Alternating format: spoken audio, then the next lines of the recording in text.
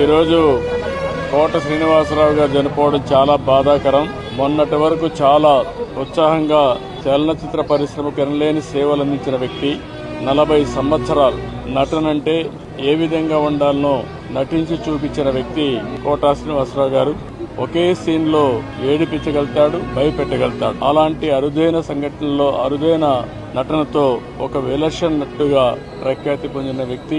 ఒక తెలుగే కాదు, తమిళ్, కన్నడ, హిందీ అనేక సినిమాల్లో 750 సినిమాల్లో నటించినటువంటి వ్యక్తి కోట శ్రీనివాసరావు గారు. ఆయనకు పద్మశ్రీ అవార్డు రావడం, ఇవన్నీ కూడా 7 నంది అవార్డు కూడా వచ్చాయి.